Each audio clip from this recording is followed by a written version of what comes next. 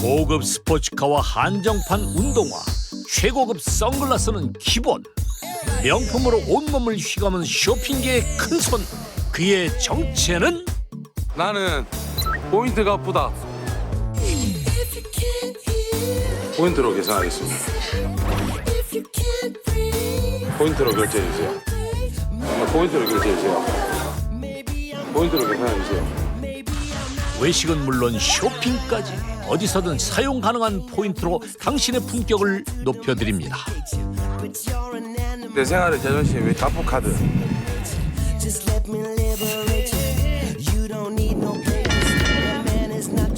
그래서 포인트가 얼마인데? 50만 포인트. 야, 아빠는 12억인데.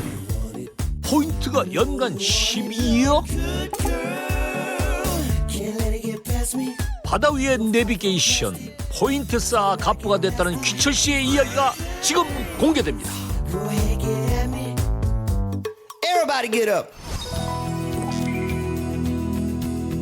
천혜의 환경을 자랑하는 거제 앞바다. 경관이 수려하고 어종이 풍부해 낚시인의 성지라 불리는 곳이죠. 선선해진 날씨는 가을 낚시의 신호탄. 이 시기가 되면 손맛을 보려는 사람들로 갯바위가 가득 찬다는군요. 가을 낚시의 묘미는 무엇인지 우선 지켜보기로 했는데요. 보통 물고기를 유인할 때 쓴다는 밑밥인데요. 어째 색깔이 좀 특이합니다. 뱅에돔 밑밥. 밑밥. 그게 왜 초록색이에요? 뱅에돔이 좋아하는 먹이가 파래인데 네. 파래 색깔이 초록색이에요. 왔습니다. 말 끝나기 무섭게 진짜 뱅에돔이 올라옵니다. 밑밥 효과가 정말 대단하군요. 보통 이 정도 크기면 손맛 보기 좋아요. 사정이 이렇다 보니 어떤 장비를 쓰느냐가 손맛을 결정한다는데요. 오징어 낚시할 때 쓰는 그 가짜 미끼. 가짜 미끼? 예, 애기라는 거예요. 애기. 바다 환경에 따라 다양한 색깔을 갖고 있을수록 손맛 보기 유리하다죠. 여기서 끝이 아닙니다. 낚시줄이 되게 컬러풀하네요. 비싼 거. 비싼 거예요? 이렇게 35,000원. 낚시줄이 35,000원이에요? 줄인데? 줄인데 35,000원이요. 기능 따라 취향 따라 장비도 천차만별. 다시 말해 어떤 장비를 쓰느냐가 손맛을 좌우한다는 것. 이게 고기를 잡다 보면은 네. 조금 더 이제 비싼 걸 원하게 되거든요. 왜냐면 손맛 때문에. 최고급 장비일수록 입질이 백발백중? 과연 그 말은 사실일까? 에이, 이번엔 허탕이군요. 대물만 낚는다는 오늘의 주인공. 아마 가장 비싼 장비를 쓸 텐데요. 그분이 요 동네 완전 낚시왕입니다. 낚시왕. 그 낚시왕 그 사장님은 딱 대한기만 딱 들고 다니거든요. 우리처럼 이렇게 막 이렇게 차려 갖고 안 다니고 딱 낚시탕기만 딱 들고 갯바위 내려가지고 딱 대물 감시 이런 거 한 마리 딱 잡아옵니다. 아, 그분 낚시로 돈을 벌으셨다던데요. 낚시로요? 예, 예. 하지만 눈 씻고 찾아봐도 낚싯대 하나 달랑 드신 분은 안 보입니다. 그런데 그때 단출한 차림의 한 남자. 다른 낚시꾼들과 비교하면 거의 빈몸이나 다름없는데요. 오늘의 서민갑부가 맞는지 지켜보기로 하죠. 접었다. 입질이 온 모양인데요. 생각보다 길어지는 사투에 긴장감이 감돕니다. 녀석의 정체가 밝혀지는 순간 딱 봐도 꽤 커 보입니다. 결국 백기를 들고 마는 녀석. 근데 뭘 낚으신 거죠? 사장님 그게 뭐예요? 감성도 우와! 한 마리 했습니다. 우와! 정확한 포인트에 들어가면 약속을 지키는 놈입니다. 선생님 제가 낚시로 돈 번 사람 지금 찾고 있었는데 혹시 선생님이세요? 예, 내가 낚시로 돈 벌었습니다. 예, 이걸로 돈 벌었습니다. 이걸로. 우와! 낚시에 관한 최고의 타이틀은 모두 갖고 있다는 오늘의 주인공 김기철 씨입니다.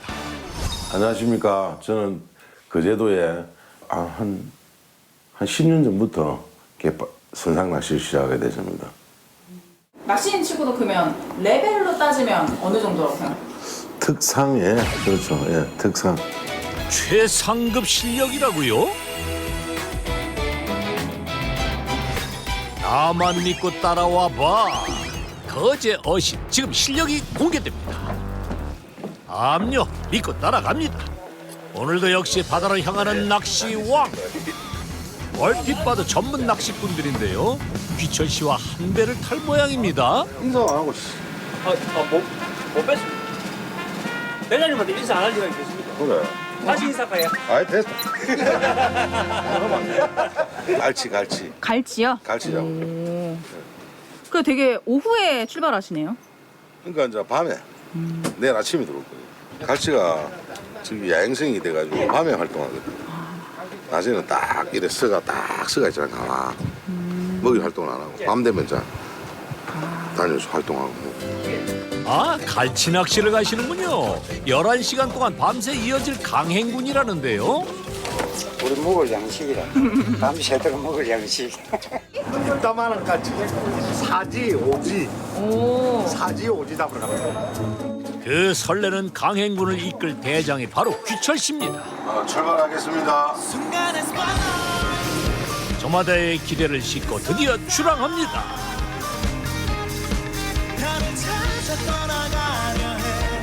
낚시꾼들을 원하는 장소에 데려다주는 일이 귀철 씨가 하는 일인데요. 9월부터 11월까지 3달간은 갈치 낚시가 한창입니다. 가는데 한 40분 정도 나갔다가 그걸 해보고 안 되면 자 홍보 밑으로 다시 내려가려고 일단 계획을 그리 잡고 있어요. 그러면 사장님은 약간 갈치 포인트는 한 몇 개 정도 나으세요? 여기 뭐 거의 다 알죠. 배를 타고 40여 분, 원체 수심이 깊기 때문에 조금만 나가도 갈치 포인트가 지천에 널렸다는 거제 앞바다. 그중 기철 씨가 추천하는 최고의 포인트에 도착했는데요. 일단 물 좋다. 물이 좋아요? 아 물이 부드럽다고 세게 안 간다고. 정확한 포인트에 조류까지 끝내준다니 선장의 한마디에 낚시꾼들의 손길이 분주해집니다. 전동릴이라고 이게 우리가 수심이 깊어가지고 손으로는 이렇게 못 돌려요. 전기로 맹 감아 올려야 돼요. 낚시 시작도 하기 전에 회를 써는 남자. 도대체 이건 언제 낚으신 거죠? 또 이름이 산마. 산마를 미끼로 해서 갈치를 잡는 거예요? 꽁치를 안 돼요, 꽁치. 네? 꽁치. 꽁치. 아하, 갈치밥이었군요. 자, 이제 모든 준비가 끝났습니다. 본격적으로 낚시를 시작해 보는데요. 그런데 배 위의 분위기가 심상치 않습니다. 생각처럼 입질이 오질 않네요. 이게 도대체 어찌된 일이죠? 그걸 푸는 애가 부산했어요. 속이 까맣게 타들어가는 귀철 씨. 결국 결단을 내립니다. 지금 이래갖고 낚시 안 된다. 밤에 똑같은 현상이 벌어진다. 사장님 그냥 다른 데로 이동하시기로 결정하신 그냥 거예요? 다른 데로. 아무리 정확한 위치라도 수온과 조류에 따라 달라지는 낚시 포인트. 결국 두 번째 포인트에 도착했습니다. 포인트 선정이 또 중요해요. 이 위치 여기 오느냐 다른 데 가느냐 여기에 따라서 조가 차이가 많이 납니다. 이곳이 정확한 포인트인지 아닌지는 일단 낚아봐야 아는 일. 우선 테스트를 해보기로 하는데요. 확신과 불안이 뒤섞이던 그때 오, 걸린다. 드디어 갈치가 그 모습을 드러냅니다. 바늘마다 줄줄이 걸려있는 녀석들.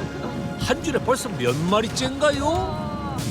은빛 찬란한 자태에 정신을 뺏기는 사이 진짜 대물이 올라옵니다.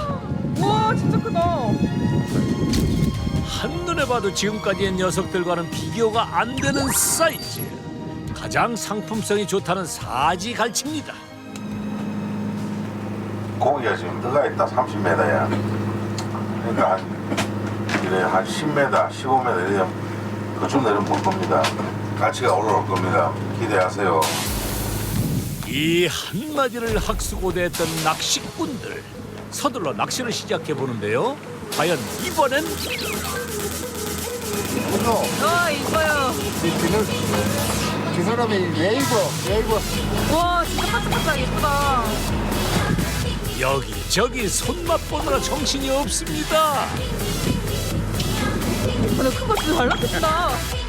한 번에 여러 바늘을 끼우는 갈치 낚시. 한 번 던졌다 하면 6마리는 기본입니다. 재밌죠? 여러 마리씩 이렇게 올라오니까. 바로 이 맛에 밤잠도 포기하고 낚시를 나선다는 거죠. 하지만 밤샘 낚시가 즐거움이냐 괴로움이냐를 결정하는 건 선장의 실력에 달렸답니다.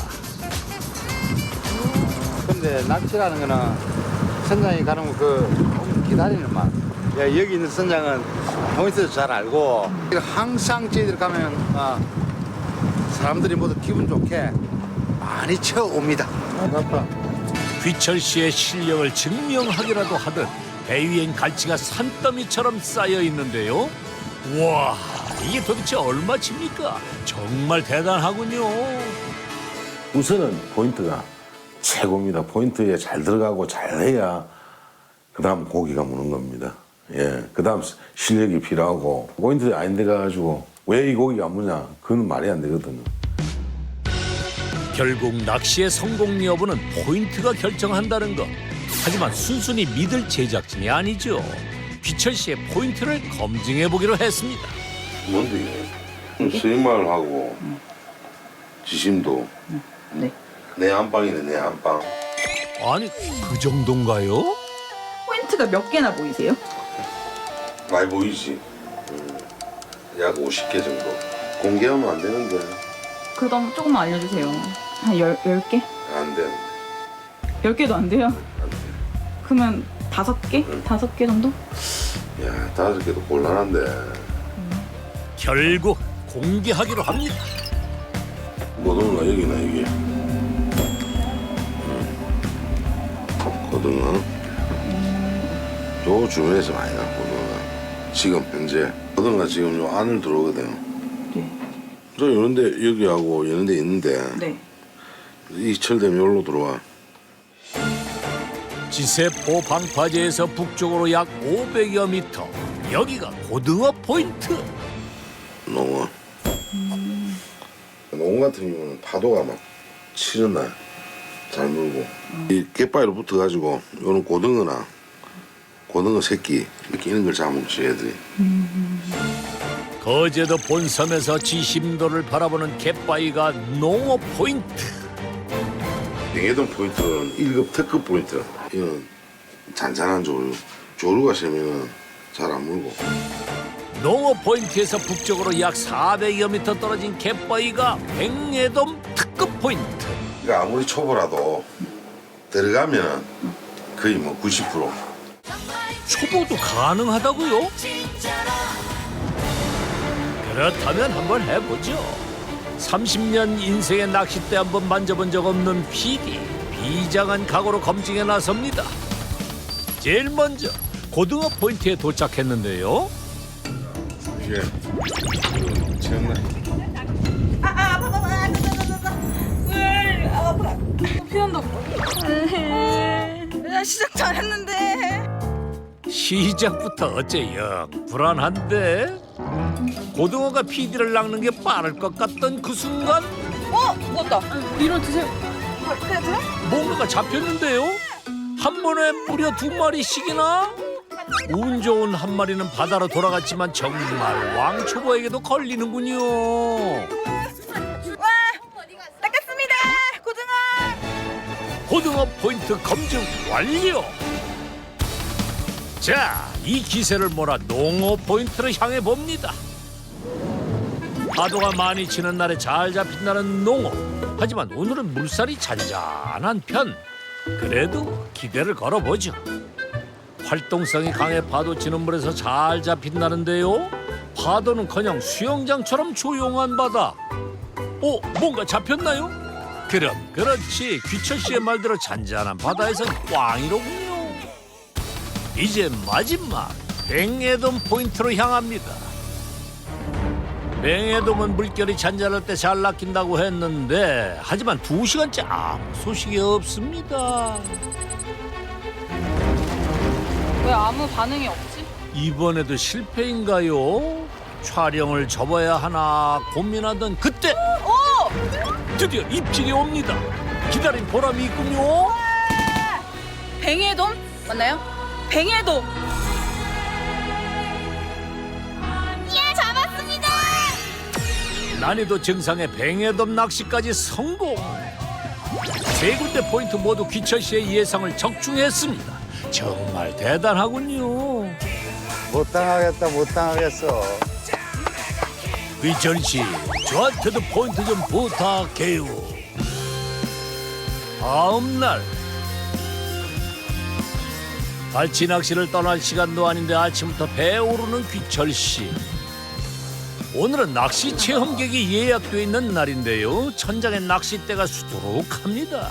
어신 타이틀에 걸맞게 낚싯대도 모으시나 싶지만 이게 다 손님용 낚싯대라는군요. 걸린 건 20대고 밑에 2대 있고 22대 항상 스탠바이 준비되어 있습니다. 우리 대하고 빌하고 미끼하고 다 제공하니까 그냥 몸만 오시면 됩니다. 몸만. 그래서 정말 빈손으로 오신 이분들 선글라스만 가져오셨답니다. 내만 없다 선글라스. 한번 배우고 싶어서 왔어요. 여행 겸 해서 가을에 낚시도 하고 맛있는 자연산 회도 먹고 겸사겸사 왔어요. 타시죠 이제. 네.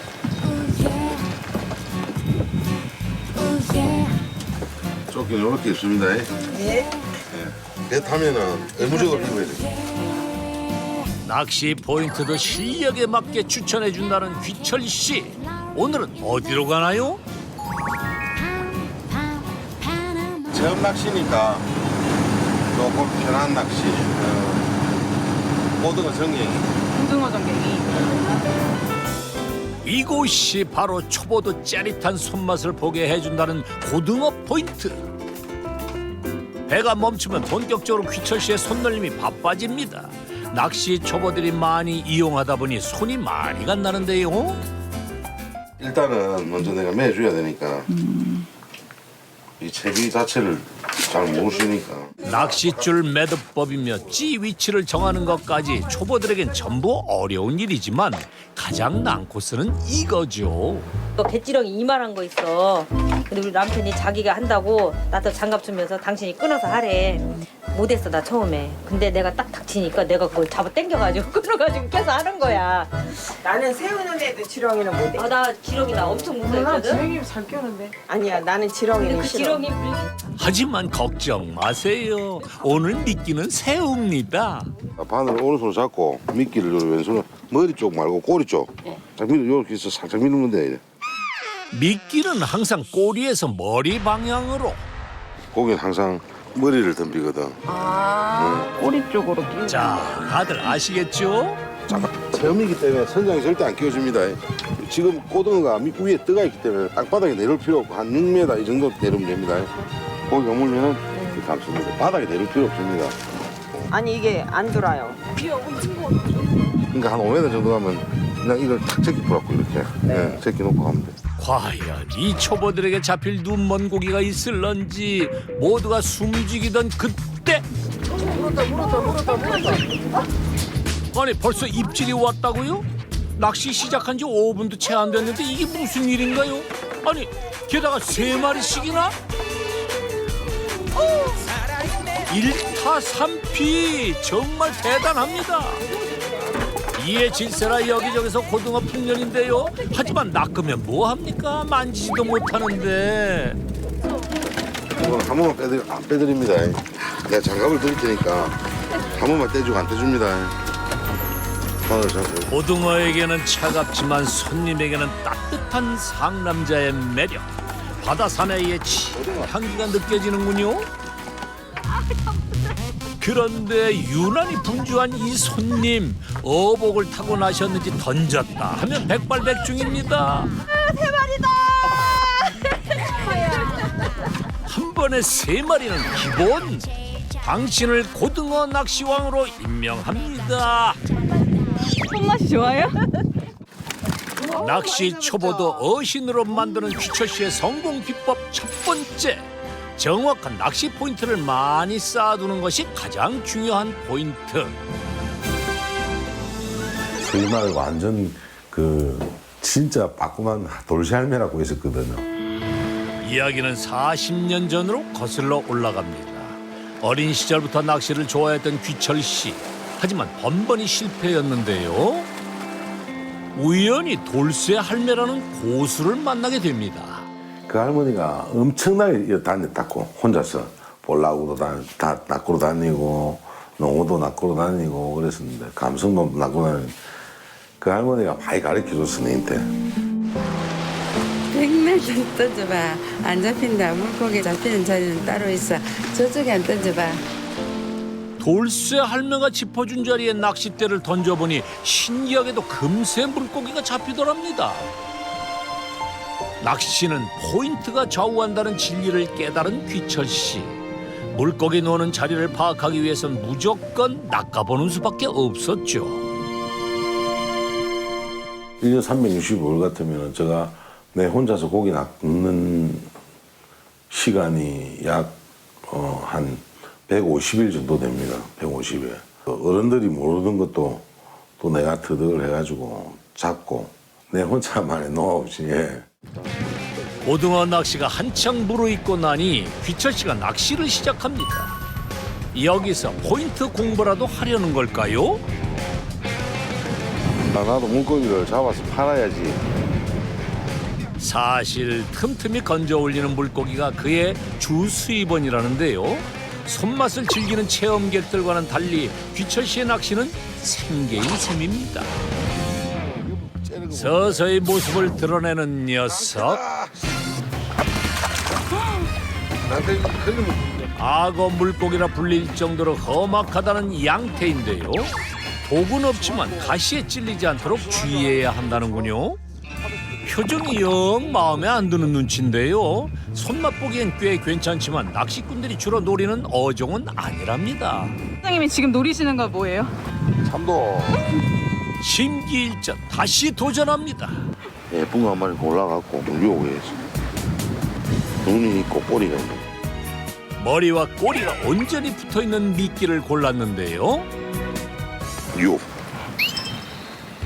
성의를 봐서라도 참돔이 물어줘야 할 텐데 낚싯대 끝에 온 신경을 집중한 그때 입질이 왔습니다. 참돔 같은데. 잠깐만. 분홍빛 색깔을 보니 진짜 참돔인 것 같은데요. 혹시나가 역시나로 바뀌는 순간 고운 자태와 쫄깃한 식감으로 바다의 여왕이라 불리는 참돔입니다. 그에게 낚시는 일상이지만 잡힐 때의 기분은 늘 처음과 같다는군요. 좋지. 딱 잡힐 때 어때요, 기분이? 짜릿하지. 앞에 와. 또 입질이 왔습니다. 이번에도 꽤 큰 것 같은데요.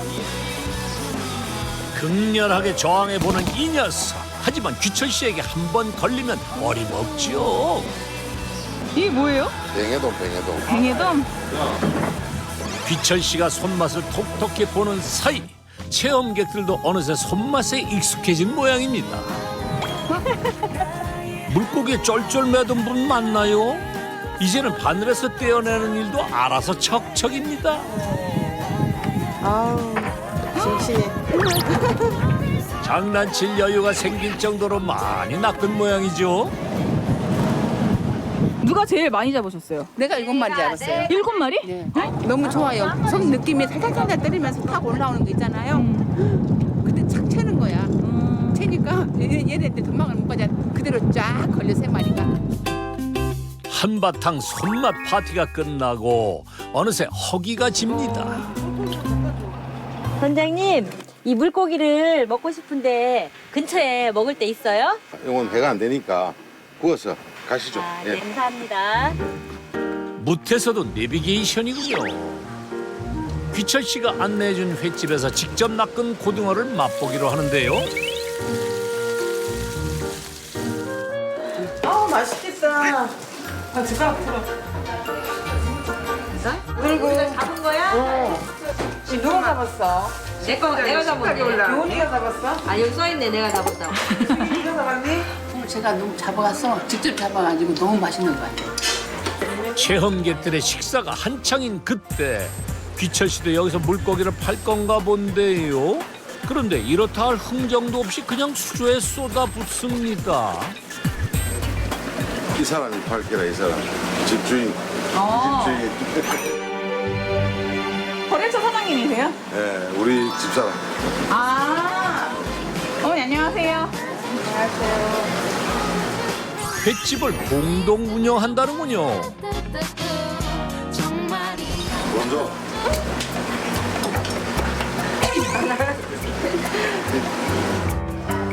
낚시 체험객뿐만 아니라 일반 손님들에게도 인기라는 횟집. 그 인기 요인 중 하나는 메뉴 선택권이 귀철 씨에게 있다는 건데요. 우리는 제철 고기. 그러니까 말하자면 뭐 철따라 고기가 틀리고 양식은 딱 그 고정된 그걸 언제든지 줄 수 있지만 우리는 자연산은 제철에 그 고기 아니면 못 주니까. 그러니까 바다가 내어주는 그대로 자연산 제철 고기만 취급한다는 겁니다. 사정이 이렇다 보니 메뉴판이 심플할 수밖에요. 대조소 이렇게 회를 선택할 수 있는 게 아니고. 무슨 생선인지는 아시는 거예요? 엄청 그냥 믿고 드시네. 쓰면 되지 뭐. 그래요? 맛있으면 됐어요? 아무리 까다롭다 한들 싱싱한 제철 고기를 마다할 입맛이 있겠습니까? 오늘 완전 내서 가는 거. 막 끝내주죠 뭐. 두 말하면 장소리고 제 말하면 입에 땀 끼고. 새 말하면 뭐요? 입에 땀 끼라고. 입에 땀띠가 난다고요? 양식은 먹어보면 좀 싱겁고요. 자연산은 먹어보면 좀 고소한 것 같아요. 안 와본 사람은 있어도 한 번 온 사람은 없다는데요. 늦은 저녁이 되어서야 영업 종료. 제가 봉사하는 거 좀 보여주시면 안 돼요? 아이고 보이지 좀 그랬다. 그래요? 자 보여주세요. 얼마 버셨는지 궁금한데. 딱 봐도 현금이 한 움큼인데요. 현찰이래만 너. 몰라 오늘따라 이리 현찰이면 와. 회는 먹어봐야 맛을 알고 돈은 세어봐야 아는 법. 90만 3천이네. 그렇다면 카드 매출은 289만 8천 원. 현금과 카드 매출을 더한 결과 오늘 매출은 약 380만 원. 평소에는 한 얼마 정도 나오세요? 평소에 일요일 같은 경우는 평소 한 5, 600, 최고할 때 800만 원까지 돼봤지. 평일과 주말의 평균 매출을 계산해 본 결과 연 매출은 약 11억 원에 달합니다. 다음 날 여느 때와 다름없이 낚싯배가 분주합니다. 낚시꾼들의 행렬이 이어지는데요. 포인트는 여기 이 선장님만큼 많이 아는 사람이 없어요. 그래서 요 배를 타야 됩니다. 역시 인기 만점인 귀철 씨가 아니네요. 이 동네 포인트 안내왕은 귀철 씨 아니던가요? 저는 거제도에서 지세포에서 낚시배 갯바위배를 하는 김정국입니다. 우리 아들은 갯바위, 나는 선상 전용으로 운영을 하고 있습니다. 배 위에서 낚시를 하는 귀철 씨의 배와는 달리 정욱 씨의 배는 낚시꾼들을 갯바위에 내려주고 태워오는 용도죠. 오른쪽으로 갈 때, 날물 갈 때는 저희 7m, 8m, 왼쪽으로 갈 때 8m, 9m. 이거 많아요. 낚시 포인트의 물때까지 정확히 알려주는 서비스도 빼놓지 않습니다. 그 덕에 귀철 씨만큼이나 인기라는 정욱 씨의 낚싯배. 단 한 명의 손님도 예외는 없습니다. 한 15m 정도, 15m, 20m거든요. 7m 정도 주시면 돼요. 대상 어종에 따른 수심까지 정확히 짚어줍니다. 아버지보다 디테일하지요. 보통 보면 수심만 알려주고 이 정도만 알려주는데 저는 이제 수심하고 어디서 문다 그리고 조류가 어느 쪽으로 갈 때 괜찮다 이 정도는 이제 제가 좀 포인트를 잘 알아야 손님들 잘 내려주고 할 수 있는데 그 포인트를 아마도 아는 게 중요한데 저는 좀 아버지한테 좀 많이 배웠죠 포인트를. 아버지만큼이나 유명한 선장이 된 정욱 씨. 하지만 포인트 전수에 앞서 더 중요한 걸 배웠다는데요. 정욱 씨가 한창 뱃일을 배우던 시절 손님들과 아들을 태우고 밤낚시에 나선 귀철 씨. 그 기관실 밑에 빵꾸가 났어. 빵꾸가 이거만하게 확 넣으면 이래 바로 섰어. 그러니까 사람이 다 떨어지지 뭐야. 예기치 않은 사고로 전부 물에 빠진 상황. 선장인 귀철 씨는 사력을 다해 한 명 한 명 건져 올렸는데요. 정작 아들은 손님들을 모두 구조한 후에 마지막에 구했다는군요. 서운하진 않으셨어요? 그런 거는 서운하면 안 되죠. 손님부터 당연히 구조해야 되는 거죠. 선장 책임감이지. 그런 정신이 없으면은 배를 안 몰고 다녀야지. 나는 당연한 걸 우리 아들한테 가르쳤다고 생각하지. 예.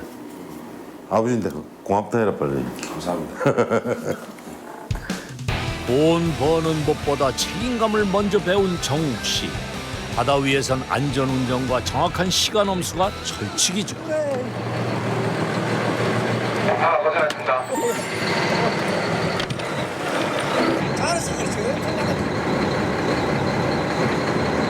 뭐 잡으셨다는 거예요? 뱅에도 뱅에도?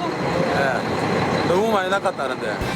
배를 타고 이동하는 횟수는 하루 평균 40여 회. 건장한 정욱 씨에게도 꽤 고단한 일인데요. 하지만 그 모든 피로를 잊게 만드는 시간이 있습니다. 바로 손님들의 결과물을 확인해 볼 때죠. 정확하게 포인트를 알려주었던 정욱 씨. 그의 포인트 안내가 적중한 모양입니다.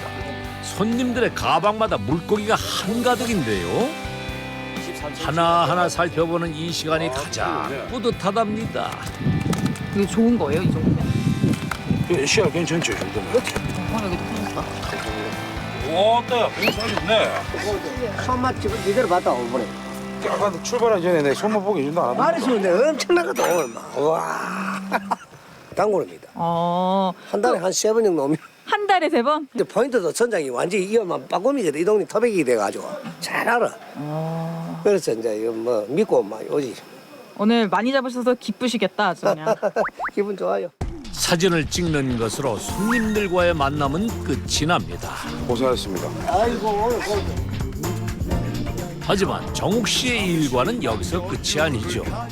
오늘 어디서 어떤 물고기가 잡혔는지 기록해 두는 일, 조항을 올리는 일은 아무리 피곤해도 거르지 않습니다. 우리 동네 이만큼 고기가 나와요. 오세요. 이제 시즌이 돼갑니다. 이런 거 알려줌으로써 손만 못 보시는 분들 와 빨리 손만 보고 가시라고. 예. 그러면 뭐 저도 좋고 손님들도 좋고. 낚싯배 운영은 4년 차지만 이 조항을 올리는 일은 20년 차 고수라는데요. 초등학교 6, 5학년 때부터 제가 이 타자를 쳤어요. 이 조항 올리는 게. 아버지가 다 말해준 그대로 받아쓰기 적고 하다 보니까 그 저도 이제 이렇게 쉽게 되는 거죠, 이제. 그렇게 어릴 적부터 자연스레 낚시를 접했다는 정욱 씨. 낚시에 대한 관심은 열정으로 이어졌고 급기야 일본의 낚시법을 배워올 정도로 빠져들었습니다. 우리나라 같은 경우는 저 물속에 밑으로 내려가지고 하는 낚시고 일본인들이 하는 거는 물에 뛰어가는 낚시더라고요. 우리나라는 뽕돌을 많이 쓰니까 이 뽕돌 같은 경우도 바닥에 걸리고 바닥만 자꾸 노리니까 바닥에 걸리고 채비해서도 심하고 한데 일본 사람들은 안 그렇더라고요. 물 위에서 낚시를 하니까 바닥에 걸릴 이유가 없으니까 채비해서도 안 돼. 일본에서 배운 새로운 낚시법을 아버지에게 알려드렸다는 정욱 씨. 아 그러니까 일본에서 이렇게 잡는가 봐. 이렇게 하니까 바닥에 걸리지도 않고 잘 올라오던데요. 그 새로운 방식은 한국의 낚시꾼들에게 적중했고 아들 덕에 귀철 씨의 배는 인기가 더욱 높아졌다는군요. 지금도 틈만 나면 낚시법을 연구한다는 정욱 씨. 7년 전부터 꾸준히 낚시 칼럼을 쓰고 있답니다. 이제 그림을 그려가지고 이렇게 뭐 조류가 이래 가고 이 뭐 지류가 앞으로 들어오고 아버지는 다 이게 자료라고 자료라고 다 가지고 계시라고 그러면 다 가지고 있거든요. 내가 조금 잘하는 모습 보이니까 아버지가 잘한다 칭찬해 주니까 나도 더 잘하고 싶고 더 잘하려고 노력하고. 한때는 진로를 찾지 못해 방황하기도 했었다는 정욱 씨. 아버지의 칭찬에 결국 재기를 찾을 수 있었답니다. 지가 이제 낚시를 좋아하고 또 낚시를 즐기면서 돈을 벌 수 있다는 거는 참 좋은 그런 직업 아닙니까? 할 수 있겠구나, 하겠구나. 열심히 하는 아들을 위해 오늘은 특별히 귀철 씨가 시간을 냈습니다. 새로운 낚시 포인트를 전수할 참인데요. 저거 편하네. 저 동그란 거, 흥미로. 그 뒤에 다 보인다 이거. 저거 편하네. 나 저 배에 따라해. 내가 운전할게. 초반부터 의욕이 넘치는 아들. 앞에 안 뒤봐라. 천천히 가자. 이게 다 행여 들뜬 마음에 사고라도 날까 아버지는 한시도 마음을 놓을 수가 없습니다. 무사히 포인트에 도착했는데요. 중간에 대만. 여기가 오늘의 특훈 장소입니다. 나가봐라. 이걸로 따져볼게.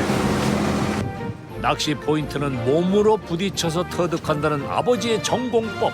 하지만 정욱 씨는 그게 쉽지가 않은데요. 펼치는 많이 따라오는데 고기가 없다. 내가 한번 던져볼까?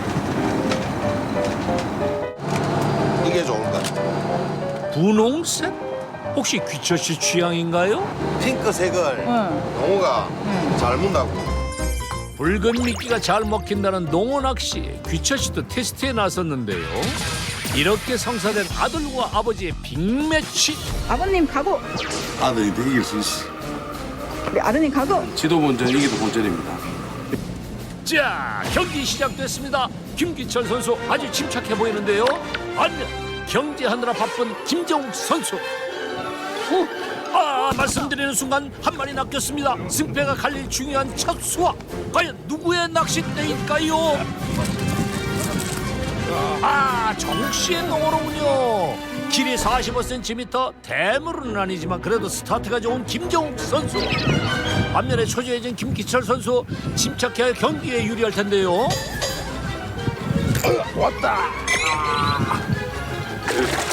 낚시왕 타이틀 방어는 성공한 것 같은데, 그런데 사이즈가 비슷해 보이는 농어. 정확히 사이즈를 재봐야 승패를 가를 수 있겠습니다. 김기철 선수 50cm, 김정욱 선수와 5cm 차이로 승리합니다. 경기 후 어디론가 향하는 귀철 씨. 지금 장비가 좀 부족해서 사러 갑니다. 내가 늘 다니던 가게. 많은 손님을 상대하다 보니 낚시 장비들을 금세 교체해야 한다는데요. 잘 지냈나? 익숙한 듯 매장을 둘러보는 귀철 씨. 그런데 구경을 하는 게 아니라 매장을 평가하는 것처럼 보이는데요. 꼼꼼히 진열 상태를 살핍니다. 정현아. 이게 좀 작거든. 유비잖아. 아마 한 8이나 10 정도 되는 거. 좀 받아 이거. 더 큰 거 갖다 놔라. 알았지? 뭐. 아빠 알고 하시네. 우리 아들. 작은 아들. 오, 안녕하세요. 안녕하세요. 귀철 씨의 둘째 아들, 낚시용품점을 운영하는 정현 씨입니다. 이제 한 달 정도 됐어요. 한 달? 원래 큰애가 하다가 큰애가 하다가 작은 애한테 물려줬지. 작은 아들이니까 당연히 있으면은 저기서 팔아줘야지. 시내에서 방파제로 가는 길목에 있는 낚시용품점. 낚시에 필요한 장비는 없는 것 빼곤 다 갖춰놓았는데요. 주로 낚싯줄이나 미끼, 봉돌 등 금세 소모되는 소품들이 위주랍니다. 이게 우리 가게에서 제일 잘 나가는 거거든요. 무늬 오징어를 낚을 때 쓰는 미끼입니다. 수심과 물의 탁한 정도에 따라 색상을 바꾸는 게 좋다네요. 사람도 보면 아이스크림 가게 이런 데 가면은 여러 맛을 고를 수 있듯이 오징어도 이제 뭐 자기가 원하는 걸 물겠죠. 그러니까 여러 가지를 들고 계셔야 되죠. 그중 정현 씨가 추천하는 기본 아이템은 머리 쪽만 붉은 일명 레드헤드, 그리고 빛반사가 되는 펄 재질의 두 가지랍니다. 하지만 가장 궁금한 건 기본 중에 기본인 낚싯대 구입 요령인데요. 이 많은 것들 중 뭘 골라야 하죠? 자기가 딱 뚜렷하게 낚을 게 있으면은 거기에 대한 낚싯대를 구입하셔야 돼요. 다른 걸 구입하시면 안 되고. 아 그냥 비싼 게 좋은 거 아니에요? 그런 건 아니에요. 뭐 비싸다고 비싼 루어트 사오셔가지고 뭐 감성돔 낚시하다가 낚싯대 다 두동강 나거든요. 하지만 그래도 어려운 분들을 위해 낚시왕이 알려주는 낚싯대 구매 팁! 낚싯대 자체가 좀 야물고 짧고 쓰기가 편해서 손님들 우리가 주문 결과 이런 데는 금방만 빠지는데 이런 데는 잘 안 빠지더라고. 이것도 저것도 어렵다면 가볍고 탄성이 좋은 낚싯대로 구매하시길 바랍니다.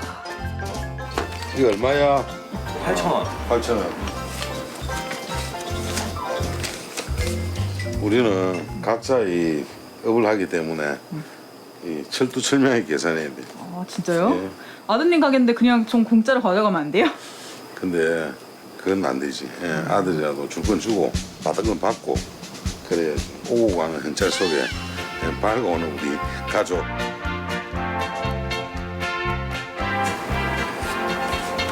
자, 잔돈 내 거. 야, 잔돈 안 주면 어쩌노? 잔돈 2,000원. 2,000원 가슬이 당했네. 참 알뜰살뜰한 초보 사장, 그만큼 매출도 야무진지 중간 점검에 들어갑니다. 00시부터 오후 1시까지. 그러니까 거의 12시간 동안 네. 카드가 50만 원. 네. 오늘 매출이 한 어느 정도예요? 170만 원 정도 됐네요. 한 연매출은 지금 가게는 어느 정도 나오고 있어요? 한 1억. 낚시용품점의 연매출은 약 1억 원. 선상낚시와 횟집의 매출까지 계산하면 귀철 씨 가족의 연매출은 약 12억 원입니다. 정현아, 그거 잘 보이는데 좀 나눠라. 안 보이는 거 좀 하고. 이건 뭐죠? 우리 체험 낚시 이제 이 책자 내 아이디어입니다.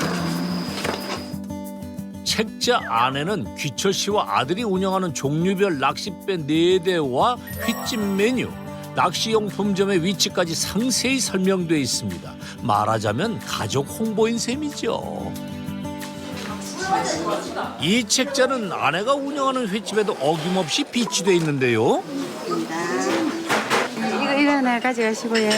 다음에 오실 때, 놀러 오실 때, 요 낚싯대도 하고, 네, 다음에 또 올게요. 네. 감사합니다. 갯바위도 하고, 선물도 하고. 아, 배에서 직접 잡는 거예요? 네, 잡으면 우리가 썰어드리고. 아, 정말요? 네, 네. 아, 제가 직접 잡아서 할 수 있는 거예요? 네. 아, 다음 주에 진짜 또 와야겠네. 과연 효과가 있군요. 귀철 씨의 성공 비법 두 번째는 낚싯배, 횟집, 낚시용품점이 연계되는 원스톱 시스템입니다. 사실 이 가족에겐 시행착오도 있었습니다. 귀철 씨가 낚은 물고기로 횟집을 운영하던 부부. 하지만 장사가 뜻대로 되지 않아 폐업을 했죠. 이후 귀철 씨는 낚시꾼들을 실어 나르는 일을 하게 됐는데요. 사장님, 제가 잡은 거 먹고 싶은데 여기서 회 떠주면 안 돼요? 아, 죄송합니다. 그건 안 됩니다. 여름철 같은 경우는 식중독이 안 걸린다는 보장이 없다 아닙니까? 뭐 우선 일단은 씻고 뭐 깨끗하게 해야 되는데 배에서는 그런 자체가 안 되니까 물이 풍족하지도 않고. 결국 인근 횟집에 도움을 청했습니다. 우리 손님인데 고기는 있고 손질만 해주이소. 아니 우리도 장사해 먹고 해야지. 그건 좀 곤란합니다. 그때 귀철 씨는 낚싯배 손님을 연기하는 횟집을 재오픈. 결과는 성공적이었습니다. 직접 낚은 싱싱한 자연산만 취급한다는 고집. 결국 횟감뿐만 아니라 다양한 해산물까지 들여놓게 됐다는데요. 역시 자연산이죠. 눈진작으로 주는 겁니다. 네, 키로 더 나갑니다.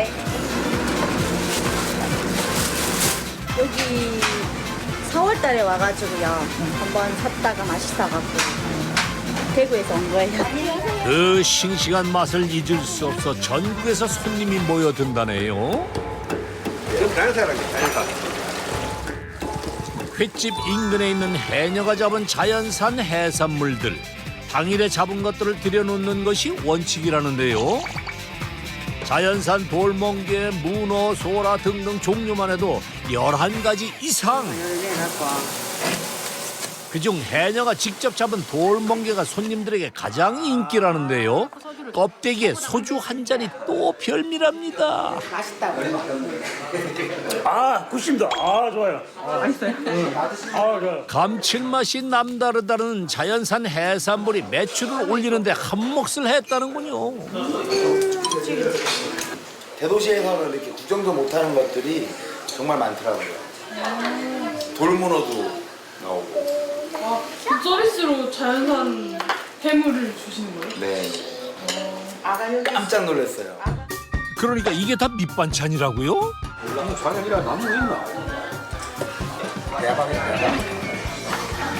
산낙지, 문어, 숙회, 성게알부터 시작해 해물파전은 물론 그 시원함이 홍합탕과는 비교도 안 된다는 게조개탕까지. 메인 메뉴로도 손색 없는 제철 해산물 11가지가 밑반찬으로 나온다는 것. 근데 이게 어떻게 가능한 거죠? 아저씨가 낚아오는 고기가 많이 있으니까 그러니까는 좀 푸지게 쓰고 이문 쫓기는 안 가먹고 조금 남고 한 손 더 받으면 되고.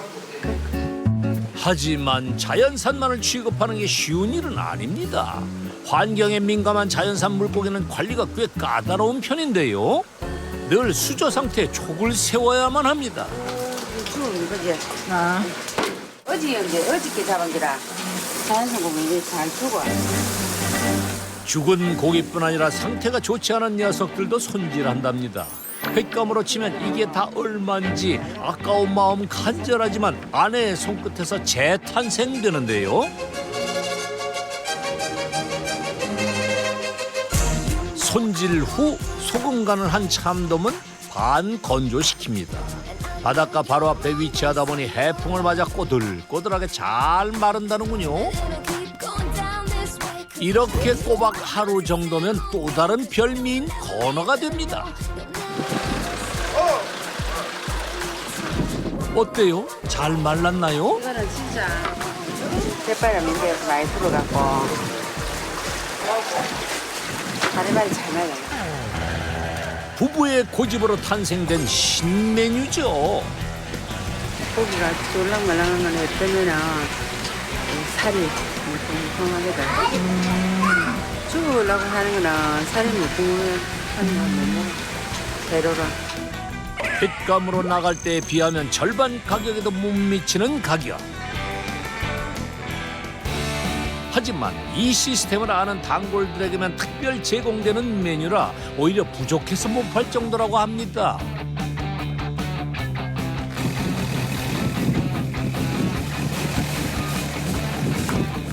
다 우리 집에 먹고 온 손님들이 맛있다고 주문을 다 하는 거라서 여기서 팔아도 그 돈을 놓는데 또 붙여주고 이러면은 온 손님에 대해 또 자기들도 얼마나 좋노. 자연산에 대한 고집과 철학으로 재탄생된 컨셉의 진화. 이것이 귀철 씨의 마지막 성공 비법입니다. 다음 날 아침 아무리 기상 변화가 변화무쌍한 바닷가라지만 날씨가 심상치 않은데요. 남해안 해역을 강타했던 태풍 탈림입니다. 고요한 바닷가 마을에 불어닥친 비상사태. 가장 먼저 귀철 씨 부자의 발길이 다급해집니다. 어디 가세요? 바람이 많이 불어갖고 지금 빨리 가야 돼. 빨리 가셔야 돼요? 뭐 되게 급하시네. 태풍이 본격적으로 밀려오기 전에 대비를 해야 합니다. 행여나 한 발이라도 늦을까 초조해지는데요.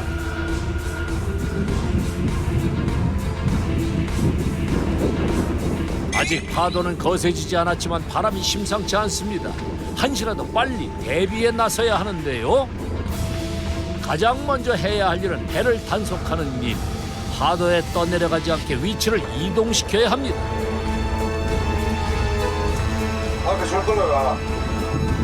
우선 정박돼 있던 배를 풀고 바람의 방향을 먼저 파악합니다. 북동풍이 부니까 북쪽으로 부니까 배를 돌리나요? 바람을 맞는 면적을 줄이기 위해 배와 바람의 방향을 맞춰야 합니다. 거센 파도에 작업이 쉽지 않은데요.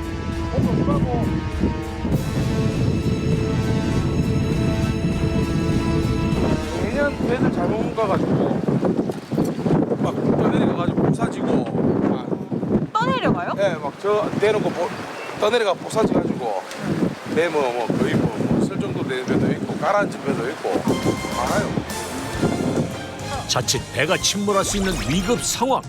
귀철 씨의 낚시 배들은 무사할까요? 그때 일이 터지고 맙니다. 배 고정 장치가 풀어진 건데요. 다행히 사태는 수습됐지만 이대로 두고 볼 수는 없습니다. 결국 귀철 씨가 나서는데요. 바다에서 살아온 50년간 3차례에 걸쳐 수해를 입었던 귀철 씨. 그 뼈아픈 경험으로 축적된 노하우는 누구도 이길 자가 없죠. 배들끼리 단단히 묶어주는 것으로 태풍 대비 작업이 무사히 끝났습니다. 행사입니다. 행사. 태풍 오면 행사. 가족과 친지들의 배를 한 번에 묶어두는 이 방법이 제일 효과적이라는군요. 태풍 때문에 한산해진 동네. 바다에 기대에 살아가는 가족에게 뜻밖의 휴가가 주어집니다. 안녕하세요. 오늘은 작은 아들 내외까지 모였네요. 다 모였네. 대화 주제는 늘 정해져 있습니다. 아버지는 고기를 얼마 잡았습니까? 200살이나 이거 못 잡았지. 200살이 잡아줬어. 53가. 이번 주 제일 많이 벌으신 분이 오늘 통닭 사기. 누가 가장 많이 벌었을까 투표에 붙이기로 하는데요. 이제 하면서 소갈 정한 기다. 셋. 결과는 늘상 정해져 있죠. 투표할 때마다 부동의 매출 1위는 바로 아내 횟집. 그럼 오늘은 아내분께서 쏘시는 건가요? 누구 카드로 사시는 거예요? 지금 아빠 카드. 지금 5마리 날아갔다. 말은 그렇게 해도 귀철 씨는 온 가족이 모인 지금이 가장 행복하답니다. 돈도 중요하지만 정우이도 그렇고 정혜도 그렇고 사고 없이 잘했는데 온 가족이 행복했으면 좋겠다. 아빠 바랍니다. 화이팅! 화이팅! 낚시계에 다 입문시켜놓고 내가 나가서 내 혼자 살 수는 없지. 다 같이 이제 바다에 죽어도 바다에서 다 죽는다는 그런 마음을 갖고 열심히 다 해야지. 내 주어진 내 삶의 부분이니까, 부분의 전부니까. 바다 위 낚시 포인트로 온 가족을 이끈 귀철 씨. 하지만 그것보다 더 중요한 성공의 특급 포인트는 스스로에 대한 확신과 열정이라 말합니다. 어디로 흘러갈지 모르는 가족들의 인생을 확실한 방향으로 안내한 가장. 남편과 아버지의 이름으로 충실했던 그의 노력이야말로 그 어떤 비법보다 확실한 성공의 비밀입니다. 어둠을 헤치고 등장한 한 남자. 은밀하게 철조망을 넘는다. 쉼없이 뛰어가는 불멸의 사자라고. 날다람쥐처럼 자유자재로 산을 타는 오늘의 갑부. 한두 달 사이에 매출은 한 11억 전후 될 거라고 봅니다. 한 달에 11억 원? 가을산에서 돈을 캐는 비결은? 신봤다. 다음 주에 공개됩니다.